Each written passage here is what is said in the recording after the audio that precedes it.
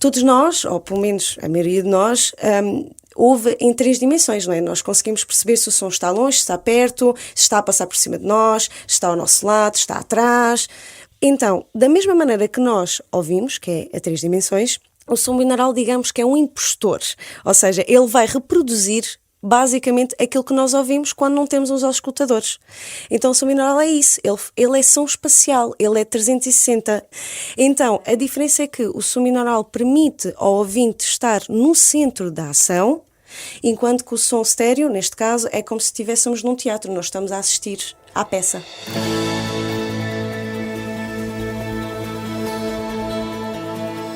Olá, bem-vindo ao episódio número 5 de Por Dentro Com.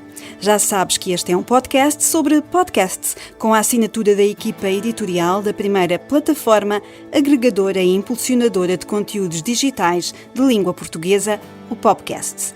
Eu sou a Elizabeth Costa e este episódio de Por Dentro Com é com Ana Sofia Paiva, que está a realizar um doutoramento em Ciências da Comunicação na Faculdade de Ciências Sociais e Humanas da Universidade Nova de Lisboa.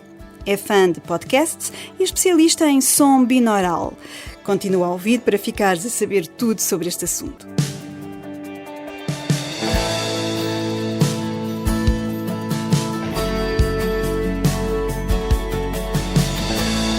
Em 1957, a Metro-Goldwyn-Mayer gastou vários milhões a fazer o som que estamos a ouvir.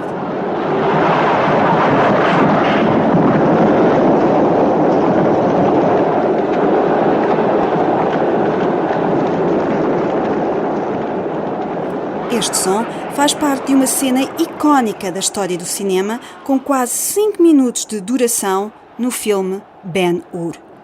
Trata-se de uma corrida de carruagens entre os 2 protagonistas da história. Basicamente, foi a primeira tentativa na história de produzir som imersivo ou binaural, ou seja, o objetivo era colocar o público no meio da ação. A minha convidada, Ana Sofia Paiva, é especialista nesta matéria. Tem formação em comunicação social, está a fazer o doutoramento na Universidade Nova e a especializar-se em som binaural. E é claro, é ouvinte assídua e produtora de podcasts.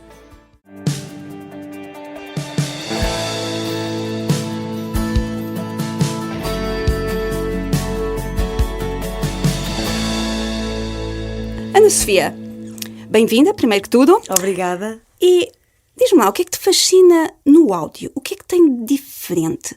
Então, a minha ligação com o áudio já vem desde pequenina. Eu sou filha de músicos e então eu desde pequenina que a música sempre esteve muito presente em casa. Não sou cantora, mas toco instrumentos. E então acho que a música, para já a música sempre me fascinou, mas o áudio em si foi mais quando descobri esta magia da rádio e percebi que nós podemos contar histórias sem ser pela palavra, podemos contar histórias pelo som e também pelo silêncio. E então, quando eu descobri a rádio e percebi que havia uma magia no ar, quando nós poderíamos colocar determinado som para ilustrar determinado cenário, ou então para dar uma imersividade maior ao ouvinte, então eu fiquei fascinada. Eu pensei, isto é uma coisa incrível. Vai ser a minha vida. É. Utilizaste aí uma palavra que era a próxima pergunta. O que é isto, som imersivo? Ou do áudio imersivo. Então, o som, todo ele já é imersivo por si só, desde o mono ao binaural, todo ele é imersivo. Nós podemos ficar imersivos numa narrativa, num som, numa música, independentemente do tipo de som que nós utilizemos, seja mono, estéreo ou binaural. Mas dentro do som imersivo nós temos o som espacial, que tem sim uma grande magia e uma grande potencialidade, que já está a ser cada vez mais utilizada. Aliás, é uma tecnologia que não é recente. O som binaural foi descoberto, digamos assim, ou pelo menos patenteado no século XVII. Portanto, não é de agora. A diferença é que, ao longo dos anos, ele foi muito utilizado na música. Temos exemplos, por exemplo, em 2000 os Pearl Jam lançaram um CD todo em binaural e o próprio álbum chama-se Binaural. Em 1950, e troca ao passo, a Metro-Goldwyn-Mayer fez um filme do Ben-Hur também com som binaural. Portanto, então, mas explica-me lá, o que é isso? Exatamente. Então, o que é o som binaural? Todos nós, ou pelo menos a maioria de nós, ouve em 3 dimensões, não é? Nós conseguimos perceber se o som está longe, se está perto, se está a passar por cima de nós, se está ao nosso lado, se está atrás. Portanto, nós conseguimos perceber se o som é alto, baixo. Então, da mesma maneira que nós ouvimos, que é a 3 dimensões, o som binaural, digamos que é um impostor. Ou seja, ele vai reproduzir basicamente aquilo que nós ouvimos quando não temos os auscultadores. Então o som binaural é isso, ele é som espacial, ele é 360, ele é omnidirecional, ou seja, ele é captado em omnidirecional, com microfones omnidirecionais. Então imagina o que é tu, por exemplo... Eu vou falar por mim, pronto, por exemplo, eu nunca estive dentro de um estádio de futebol no Reino Unido. Imagina o que é tu teres uma reportagem ou um som em que o microfone é colocado no centro daquele estádio e tu consegues ouvir toda a imersividade, toda a espacialidade daquele estádio. As pessoas a gritar atrás de ti, os aviões a passar por cima, os foguetes, olha, por exemplo, o Super Bowl, nem precisa ir muito mais longe.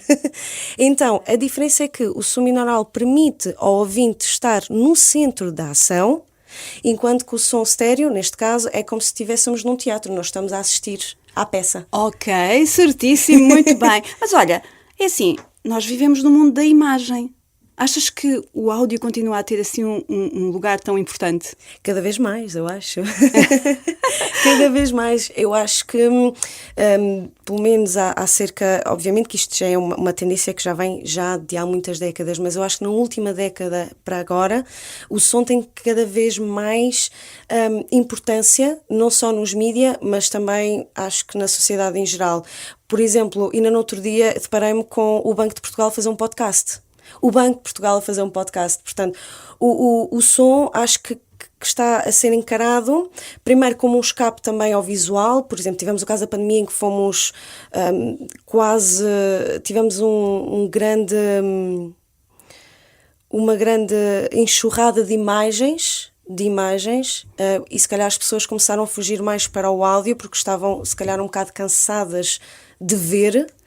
E acho que então o som tem ganho cada vez mais importância e mais adeptos também, temos o caso dos podcasts, mas também de outros setores, como por exemplo pessoas que querem fazer meditação ou pessoas que querem desligar às vezes um bocadinho do mundo, é através do som. E também, uma coisa interessante, desculpa, Diz. Há também terapia através do som. Portanto, quando falamos em questão de saúde mental, obviamente que falamos em psicoterapia e outro tipo de terapias associadas, mas também há o sound healing, que é a cura através do som, porque todos nós, à partida, poderíamos ter eventualmente traumas sónicos que são causados pelo som. Portanto, o som aqui é central e eu acho que cada vez mais está a ganhar importância. E disseste uma palavra mágica já várias vezes, que é podcast. Para ti, onde é que estão hoje os podcasts? Eles estão no nosso bolso. E achas que já ocupam o lugar que lhe é devido ou nem por isso? Eu penso que já ocupam, pelo menos em Portugal estão cada vez mais a ocupar, porque a tendência há uns anos era que era um mercado que ainda estava a começar a dar os primeiros passos em comparação ao panorama internacional que já estava fortemente implementado, mas de facto os podcasts estão nos nossos bolsos, estão nos nossos telemóveis, nas nossas plataformas e acho que cada vez mais os mídia, sejam eles jornais, rádios, televisões também, estão a apostar fortemente nisso, e o que é ótimo, na minha opinião. És uma consumidora? Sim. Claro. O que é que gostas de ouvir? Não precisas dizer assim programas específicos, mas gostas de ouvir podcasts sobre o quê? Eu gosto muito, eu sou uma grande aficionada por ciência, então gosto muito de ouvir podcasts de ciência, mas também gosto muito de ouvir podcasts de jornalismo de investigação. Acho que é interessante perceber como é que é feita a estrutura das investigações. Normalmente investigações que não são à partida ou à cabeça preparadas para áudio, mas depois acabam por ser um produto de áudio. Olha, no final do ano passado eu estive no Festival Pods, que é o primeiro festival de podcasts portugueses, e fizeram-me lá uma pergunta que eu te faço a ti agora também. O que é para ti um bom podcast? Bem, eu acho que um bom podcast, primeiro, e antes de tudo mais, tem que ter algo a acrescentar à pessoa. Se não tiver algo a acrescentar à pessoa, a pessoa, primeiro, não vai gastar mais do que 5 minutos naquela audição e nunca mais vai pegar naquilo. Então, tudo aquilo que nos acrescente, então isso sim para mim é um bom podcast. Se um podcast me acrescenta, então eu vou continuar a seguir. Se ele não acrescenta, se eu não tiver valor, então para mim já não é um bom podcast. Pode ser bom para outras pessoas, mas se a mim não tem um valor que me acrescente, algo que me acrescente, então não me interessa. Depois disso, é a questão também da qualidade do som, não é? Porque é a tal questão... Lá voltamos nós à qualidade do som. À qualidade do som, exatamente, porque um podcast até pode ser extremamente interessante e despertar muita curiosidade, mas se eu vou ouvir e os primeiros 2, 3 minutos é um som fundo de garrafa, digamos assim, ou então há interferências, ou então os convidados estão sempre a interromper uns aos outros porque há fraca ligação entre os microfones, ou nem sequer é utilizado um microfone assim bom, digamos. Por mais que aquele seja interessante, eu não consigo suportar, entre aspas, aquele ruído que me está a chegar, porque é um ruído, ao fim e ao cabo. Ou seja, o som tem que dar conforto. Já puseste a mão na massa? Já fizeste algum podcast? Já. E estás a pensar em entrar outra vez nesse mundo ou nem por isso? Estou. Só que lá está, ainda estou a tentar perceber como é que eu vou criar valor ao público que eu quero chegar. Então isto ainda está tudo em construção, mas está a ir. Para já, estás a agregar valor a ti própria, uma vez que estás a fazer um doutoramento na Faculdade de Ciências Sociais e Humanas da Universidade Nova de Lisboa, também tem a ver com estas coisas do som. Sim, então a minha tese de doutoramento vai ser, obviamente teórica, não é? Mas vai ter uma componente muito prática, porque a ideia é, se tudo correr bem, e enfim, nós também não podemos prever o futuro, mas a ideia depois é transformar a tese em podcast. Excelente notícia. Sim, mas também a minha tese é sobre inovação no áudio, ou seja, e como é que essa inovação do áudio, porque há muita coisa gira a ser feita, pode ser aplicada ao jornalismo radiofónico, ao jornalismo sonoro, porque hoje em dia quando falamos em áudio ou em som já não podemos falar só em rádio, já há todo um mundo novo do jornalismo sonoro.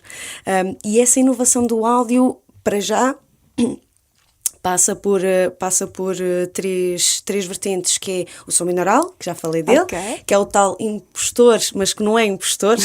Ele engana o nosso cérebro, mas é muito interessante. Passa por sonificação de dados e passa por também mapas sonoros. São estas três grandes balizas que eu tenho, que dão pano para mangas e que são inovações no áudio, mas que podem ser aplicadas à rádio, que é muito giro. Vamos ter muito para conversar quando esse doutoramento chegar ao fim. Até lá, vou-te perguntar uma coisa. The video killed the radio star? Video did not kill the radio star. Então, bem, foi uma loucura, foi uma semana muito gira. Eu integro a Rádio Antecâmara, que é a primeira rádio de arquitetura em Portugal, e então surgiu a oportunidade de irmos para o CCB. E na altura, com uma grande residência artística que se chamava Sound It, e então foi-nos proposto durante uma semana fazermos uma emissão de programas. E eu pensei, até porque isto também é um sentimento meu, acho que em Portugal ainda há pouca discussão sobre a própria rádio, mas não só da rádio ou do jornalismo, também sobre a locução também que há, e achei que seria um espaço interessante, com uma pequena provocação do vídeo Kill the Radio Star, neste caso era Did Not Kill the Radio Star, para podermos falar um bocadinho de rádio, para podermos falar um bocadinho de som, de inovação, de rádios locais, que é muito importante e por vezes muitas esquece do papel que elas têm junto das comunidades. Então, durante uma semana, todos os dias tínhamos um tema. Eu tinha um tema, eu escolhi, cada dia era um tema, ou seja, tive informação, entretenimento, que foi importante. E entretenimento é uma coisa muito interessante, porque uma das coisas que os meus convidados disseram logo é interessante porque quando se fala em rádio, automaticamente vamos para o jornalismo de rádio. Mas pouca gente fala, ou poucas teses, ou dissertações, ou relatórios de estágio há sobre, de facto, o papel do locutor na rádio e o quão importante ele também é, e com toda a legitimidade. E foi muito, muito interessante essa conversa. Depois havia cultura, tivemos também as rádios locais, que foi também uma conversa muito interessante. Inovação no som, que é importante também, falarmos aqui também sobre isso. O papel do próprio sonoplasta, do técnico de som, e perspectivas para o futuro. como é que a rádio, ou o som, como é que a rádio e o som pode abarcar para esta aventura tão sonora. O som tem futuro, os podcasts têm futuro e nós vamos agendar futuras conversas, não é, Ana Sofia Paiva? Espero que sim. Obrigada. Muito obrigada.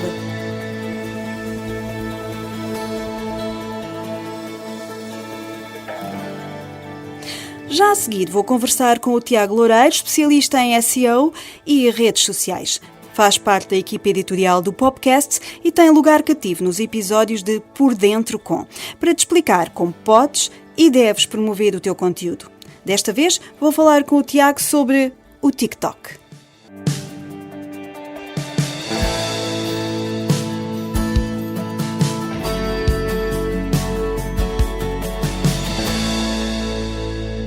Olá Tiago, bem-vindo ao 5º episódio do Por Dentro Com e hoje propões-te falar sobre uma rede social em franco crescimento e que pode fazer a diferença também quando falamos de podcasts e de criação de conteúdo. É o TikTok.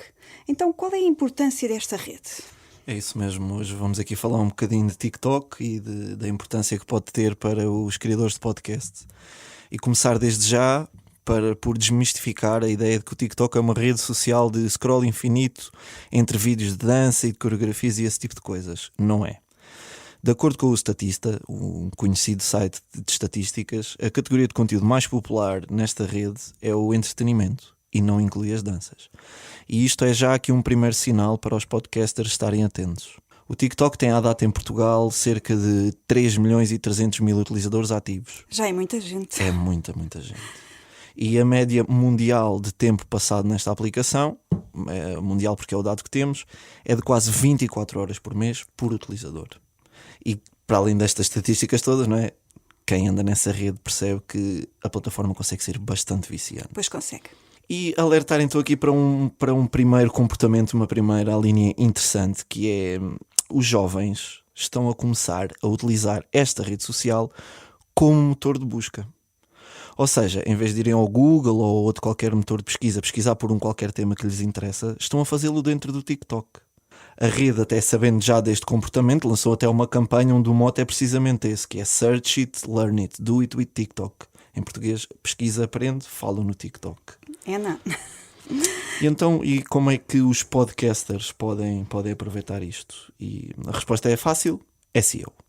Já falámos um bocadinho sobre SEO em episódios anteriores, certamente vamos voltar a falar, mas rapidamente, para quem não está por dentro do tema, SEO, Search Engine Optimization, é um conjunto de técnicas que permite que o nosso conteúdo seja mais facilmente descoberto em pesquisas.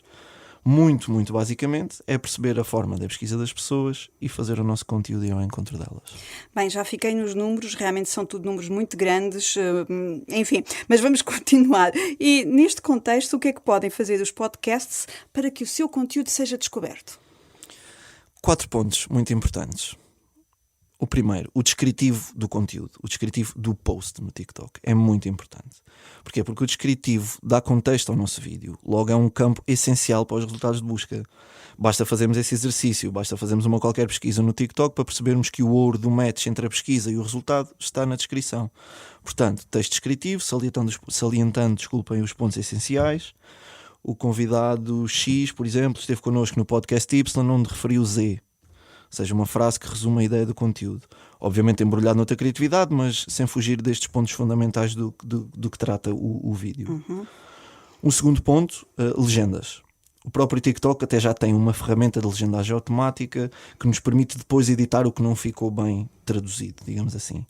Os motores de pesquisa não têm essa capacidade ainda de ouvir, mas conseguem fazer coincidir texto com texto.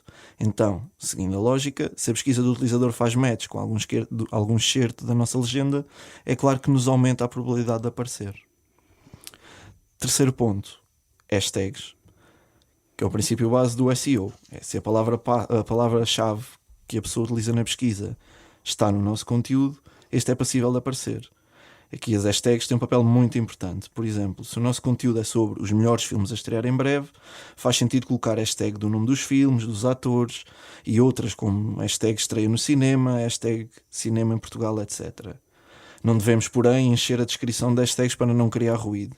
Usamos aquelas que fazem sentido.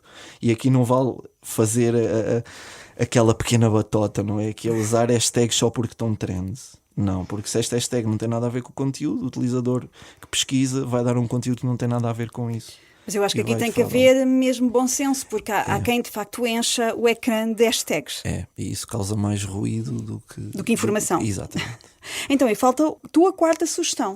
A última sugestão, thumbnail do vídeo. O thumbnail é aquela imagenzinha que identifica o vídeo dentro do nosso feed. É a capa, chamemos-lhe assim. É importante porquê? Por 2 motivos. Por um lado, ajuda o TikTok a perceber o tema do conteúdo. Por outro, quando o utilizador entra no nosso perfil, já sabe do que trata. Isto se escolhermos uma imagem apelativa e se colocarmos um título. Estes 2 aspectos são fundamentais. Sobretudo naqueles vídeos que se fixam no perfil, não é? Exatamente. É porque as pessoas não consomem só os vídeos de TikTok no feed. Às vezes há um perfil que nos interessa e nós entramos dentro do perfil e onde vem a grelha completa de vídeos. E aí é extremamente importante que esteja um título e uma imagem que cativa a atenção das pessoas. Sim, isso é muito, muito importante. Concluindo sobre o TikTok. Concluindo, pondo em prática estes 4 pontos, estas 4 técnicas, digamos assim, o nosso conteúdo terá certamente muito mais probabilidade de aparecer nos resultados de pesquisa, mais views, mais sucesso para o nosso podcast. Tiago, mais uma vez, obrigada. Obrigado, eu.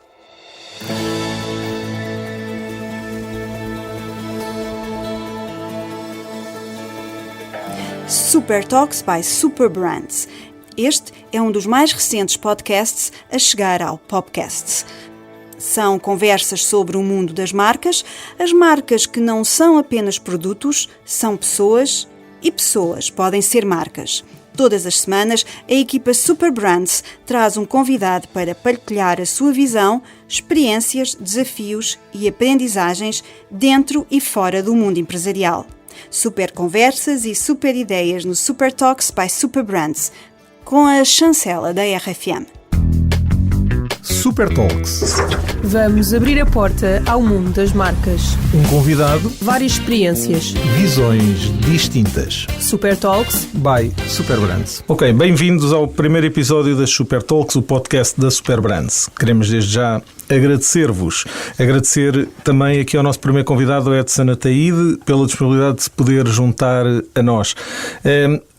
No fundo, se nós lhe pedirmos para pensar numa marca durante pelo menos 1 minuto, para além de se lembrar daquilo que é o nome, o que é que são as cores, o que é as letras, a forma de logotipo, na verdade nós também muitas vezes temos que nos lembrar daquilo que é a relação que temos com a marca. Para nos dar exatamente estas respostas é o tema que nós aqui temos hoje, que é como despertar sensações e criar conexões. Como é que as marcas se relacionam com os públicos, que nós trouxemos aqui, de facto, um dos publicitários mais conhecidos do país, o Edson Ataíde. Edson, antes de entrarmos aqui no detalhe das marcas, deixo-te a primeira pergunta, que tem a ver, no fundo, se tu te lembras ainda do que é que sonhavas ser quando eras pequeno e porquê é que sonhavas isso? Olha, para já, obrigado pelo convite, estou muito honrado de ser o convidado número 1 aqui do programa, espero contribuir com alguma coisa. Curiosamente, eu fui daquelas crianças que desde muito pequeno eu gostava de ver os anúncios na televisão, ou seja, eu sou um clichê do que seria o criativo publicitário, né? E repetia os anúncios, e decorava os textos, e decorava as músicas, e na prática não pensava em ser publicitário. Apesar disso, eu queria ser médico ou advogado, ou engenheiro, e depois chegou a hora de eu ter que escolher qual é a carreira que eu ia fazer, e eu tive que fazer isso com 15 anos, 14 para 15 anos, eu entrei para a faculdade com 15 para 16, coisas do sistema educacional brasileiro. Aí eu fui ver e de repente eu queria comunicar, queria escrever, pensei em ser jornalista e depois pensei em ser publicitário, porque ganhava mais dinheiro na época. Comecei logo a trabalhar em agência, entre 15 para 16, com 17 já estava trabalhando em agência, então faz 40 anos que eu estou nessa lead. Às vezes até já saí algumas vezes, já me reformei 2 vezes pelo menos, mas acabo voltando porque eu costumo dizer, já que você sabe fazer uma coisa, não tente fazer outras, mas faça aquilo que você sabe fazer melhor, né? Então eu até vou fazendo outras coisas, vou treinando, experimentando, comunicando sempre. É sempre na área de contar histórias, de uma maneira ou de outra, mas o know-how de saber montar o que eu chamo de persuasão comercial, eu acho muito interessante, sempre achei muito interessante. Então eu tento emprestar essa minha experiência às marcas. Super Talks by Superbrands. Super Talks by Superbrands é um dos mais recentes podcasts a integrar o Popcast.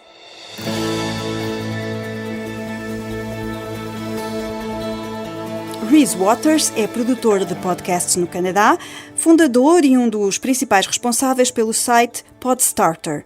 Como especialista, sabe o que custa produzir um conteúdo de qualidade. Na rede social LinkedIn, vai deixando pistas para quem quer construir um conteúdo de sucesso. Fica uma primeira recomendação para quem está a pensar começar um podcast. As pessoas subestimam sempre a quantidade de trabalho que dá a produzir um podcast com regularidade e qualidade. Se és produtor de podcast, sabes que os clientes, as empresas, vêm até nós e dizem: olha, podes fazer isto e mais isto, podemos fazer um podcast em casa, talvez precisemos da vossa ajuda no início. Mas quando realmente começamos a falar com os clientes, eles percebem que lhes falta conhecimento e capacidades para fazerem o que é preciso. Podes fazer tudo sozinho em casa se quiseres, mas fica o aviso. Podes não estar preparado para o que aí vem. É preciso fazer pesquisa de convidados, estruturar histórias, escolher os temas. É preciso suporte técnico durante a gravação, edição e distribuição de áudio, fazer notas de exibição, transcrições, medir as redes sociais. A maioria das pessoas já trabalha nos limites das suas capacidades. E a ideia de encaixar na carga horária mais um podcast é impensável. O que fazemos como equipa é construir uma produção regular. Por isso, faz algo a contar com o tempo que tens disponível e constrói um programa que seja sustentável. Entrega o conteúdo pretendido e conquista o público que realmente desejas.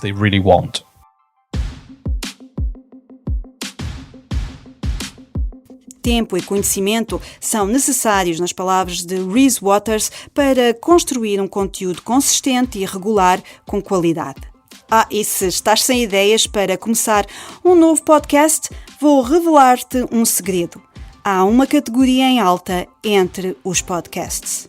E a Bloomberg acaba de publicar um artigo sobre o assunto, cujo título é "Quanto mais aborrecido, melhor". Porque o que está em causa é produzir um podcast que ajude os consumidores a dormir.